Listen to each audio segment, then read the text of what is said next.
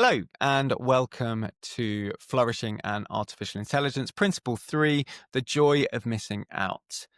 The joy of missing out is a phrase that I first heard in Oliver Burkeman's fantastic 4,000 Weeks, which I would recommend everyone go out and buy and read if they haven't already done so.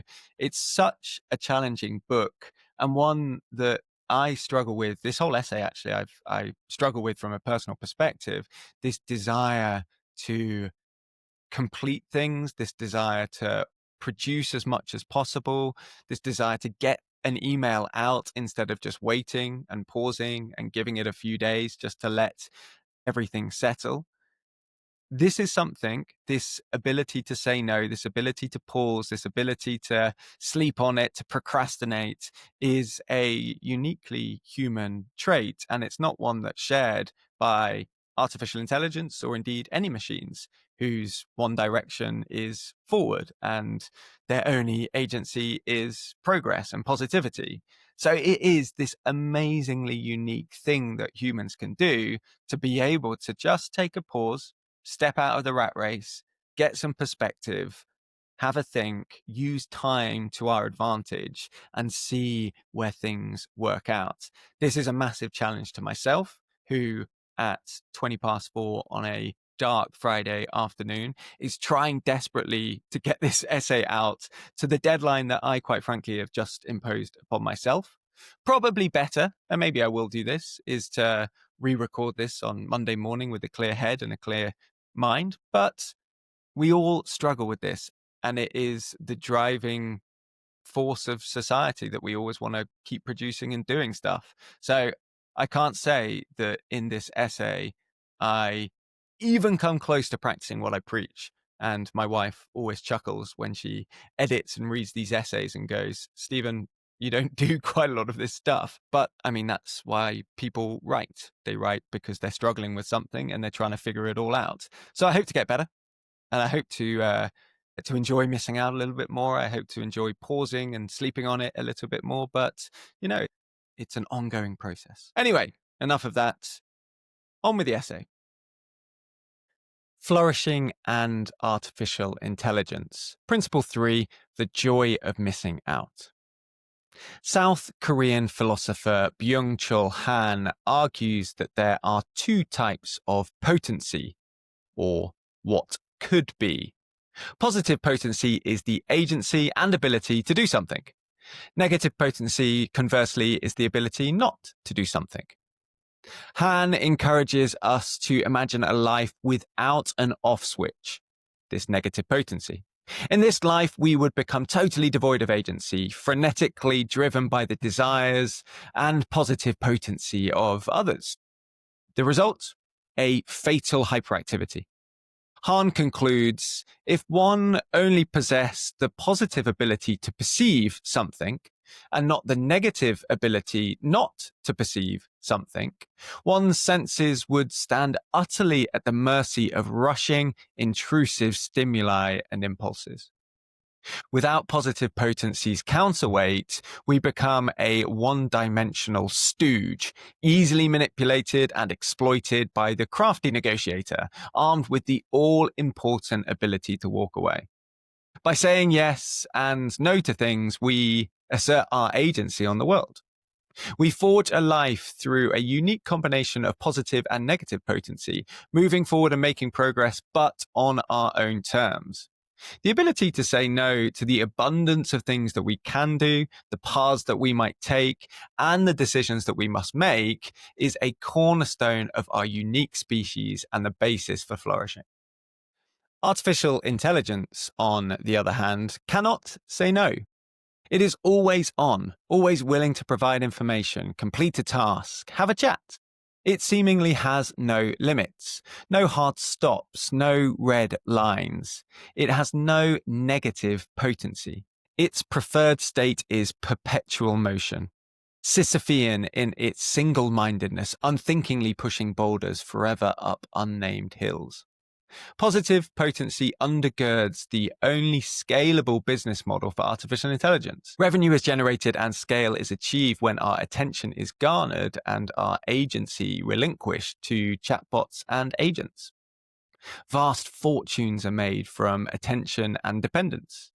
A discerning chatbot which stops us in our tracks, refuses a task, or suggests we get some fresh air would fatally interrupt the lucrative money spinning flywheel. The joy of missing out. In November 1838, a fresh-faced 29-year-old Charles Darwin was busy tying himself up in knots, trying to figure out whether the benefits of marrying his cousin, Emma Wedgwood, outweighed the cons. He starts by lamenting the loss of freedom. Means limited. Feel duty to work for money. London life, nothing but society. No books. Cannot read in the evenings. Without distraction, he could be committed to his work, not having to bend in every trifle. He could have his choice of society with the freedom to go where one liked. If he were to marry, he would have to take a country house and do nothing, leading to fatness and idleness, or live in London like a prisoner. He concludes that if he gets married, his only hope is to make the best of it. Either as a Cambridge professor, where he would feel like a fish out of water, or living a life of poverty in London. He then goes on to list the benefits of marriage and forgive the old-fashioned attitudes towards women. Children, if it please God, constant companion, and a friend in old age who will feel interested in one. Object to be loved and played with, better than a dog anyhow. Home and someone to take care of the house. Charms of music and female chit-chat. These things good for one's health, but terrible loss of time. After much back and forth, Darwin arrives at a conclusion. He realizes that it would simply be intolerable to think of spending one's whole life like a newt-to-be, working, and nothing after all. It simply won't do. Darwin concluded that although sharing his life with someone would necessarily come with lots of friction, inefficiency, and a loss of productivity, the alternative would be a machine-like, one-dimensional slog, like a newt-to-be. The author, Oliver Burkeman, concludes in his book 4,000 Weeks that yes, we should definitely settle in monogamous relationships. He calls it the joy of missing out. Marrying necessarily closes off an infinite number of tantalizing liaisons, whirlwind romances, potential soulmates, the opportunity to be whisked off one's feet in favor of a life of dutiful commitment. For Darwin, the door was being closed on a life solely dedicated to scientific discovery and scholarly dedication. Berkman's settling isn't about giving up on ambition, accepting a dour partner, and a dreary life full of grumble and grief. Instead, Berkman argues that settling is a courageous decision, born out of conviction, acknowledging that the long-term benefits of a lifelong relationship have the potential to outweigh the loss of what game theorists would call optionality. And it all worked out well for Darwin. By settling, he ended up fathering 10 children and embarking on a life of great discovery and productivity. Sleep on it. The great Stoic philosopher Seneca had a simple rule. Instead of reacting hastily to the indiscretion of a slave, turning immediately to the whip, satiating his anger by doling out 20 heartfelt lashes, he would sleep on it. The next morning, after a restorative night's sleep, he would return to the matter of the slave and his punishment. The time spent lowering his heart rate, separating emotion from the punishment, and gaining perspective would likely result in a more judicious response.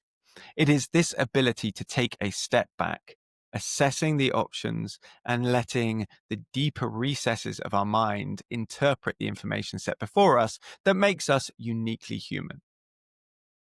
Attention-driven business models cannot abide by the simple fact that, as humans, we can paddle to the edge of the river, drop anchor, and spend some time in peaceful contemplation.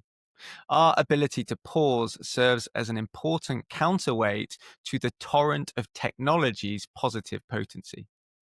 So, these attention grabbing products, enticing us with fleeting hits of dopamine, set out to help us forget that we have the ability to paddle ashore. As Byung-Chul Han asserts, the inability to set a no in opposition, reacting immediately, yielding to every impulse, already amounts to illness and represents a symptom of exhaustion.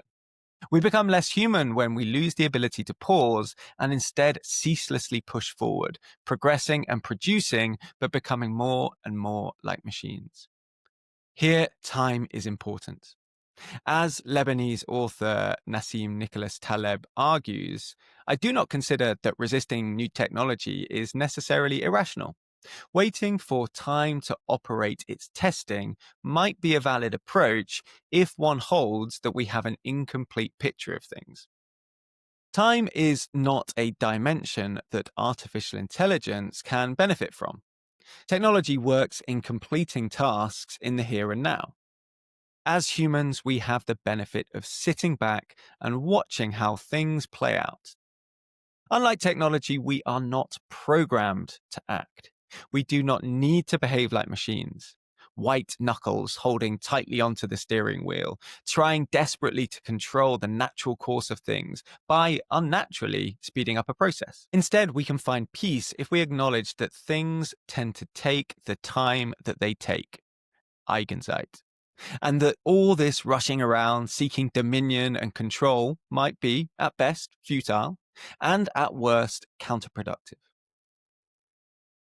Taking a step back, observing the Sabbath, a day free of all in order to, or choosing not to act, can be seen as a rejection of the economic imperative to produce. However, with time and space, better economic decisions tend to be made. Warren Buffett is one of the most successful investors of all time, generating extraordinary returns for his loyal followers. His genius lay in his ability to sit on the sidelines, to be comfortable with inaction and letting time chart its course. On the importance of Eigenzeit, Buffett famously quipped that no matter how great the talent or efforts, some things just take time.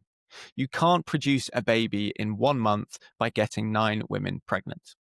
His erstwhile collaborator Charlie Munger built a similar legion of loyal followers with seemingly counterintuitive maxims, once more focused on the power of what Han would call negative potency. Munger made big money, not in the buying and selling, but in the waiting.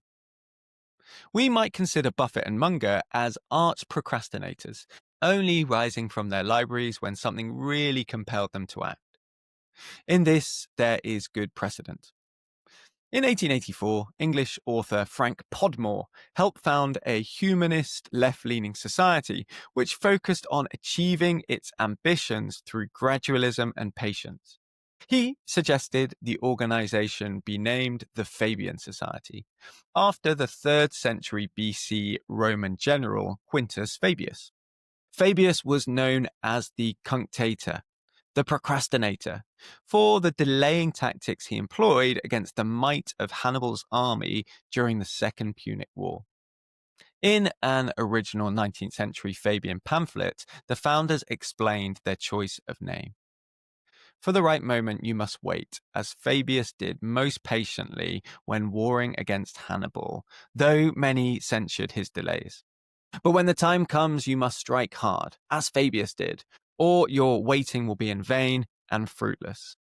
The achievements of the Fabian Society, from founding the British Labour Party to the articulation of the modern welfare state, validates a strategy of deliberate procrastination. Artificial intelligence doesn't get bored. In contemporary society, boredom is deemed to be both a disease which needs to be eradicated and a symptom of an empty, unproductive life. Once comfortable with lazy afternoons, rain and wind beating down on window panes, a roaring fire compelling us to stay indoors, we now seek to stamp out any hint of boredom from our lives. We are loath to admit that we have nothing planned for a weekend, that our evenings are actually relatively free, that we sometimes take an afternoon off to take stock and maybe even have a nap. What boring people, others might agree, relieved at the fact that their December is jam-packed and their weekends booked out until Easter. However, to eliminate boredom from our lives is, once more, to give into a life dominated by positive potency. Society and its consumer capitalist undercurrents encourage this state of frenetic motion as activity is a precondition of expenditure. Once the aspiration of great thinkers to do nothing has been subsumed, discredited, and disenfranchised by a society which favors the commercial imperative for action. By eliminating the disease of boredom, we have lost a space that is so fundamental to human creativity and flourishing. The German philosopher Walter Benjamin beautifully calls boredom a dream bird that hatches the egg of existence, whereas a rustling in the leaves drives him away. He continues, boredom is a warm grey fabric on the inside, with the most lustrous and colourful silks. We tend to confuse boredom with passivity, even laziness. Instead, according to Byung-Chul Han, boredom is the peak of mental relaxation and is as important to our minds as sleep is to our bodies. Furthermore, boredom provides the empty canvas for creativity. In the first episode of the Netflix documentary Abstract, we follow the German illustrator Christoph Niemann as he goes about the process of creation. Often, Niemann is compelled into creativity by an upcoming deadline. However, every Sunday morning, he allows himself to be bored. Armed only with a pencil and paper, this purposeless, atelic morning is his most imaginative time of the week, serving to replenish his stores of creativity for more prescriptive commissions. Throughout the episode, we notice the simplicity and solitude of Niemann's working life. He works on his own in a whitewashed office, armed only with rudimentary Lego bricks as his creative muse. Niemann would likely agree with Albert Einstein that it is the monotony and solitude of a quiet life that stimulates the creative mind. Conclusion. There is joy to be found in the recognition that we are humans, not business models. In an age of artificial intelligence, it is fatally tempting to try to compete with an endlessly positive, always-on technology whose only direction is forward. There is an allure in the elimination of boredom, lives spent rushing from one appointment or achievement to another, never allowing ourselves a moment to pause. We feel, at times, compelled to say yes to everything, squeezing out every last drop of a life dedicated to the pursuit of productivity. However, this excess positivity, this limitlessness, this desire to fill the space ends up sapping our vitality and our humanity. We are wonderful complements to the awesome one-directional power of artificial intelligence precisely because we can say no. These technologies provide us with an abundance of positive potency, but lack negative potency's essential counterbalance. Therefore, we can flourish in an age of artificial intelligence when we embrace our unique ability to switch off, take a pause, give it some time, or be willing to walk away.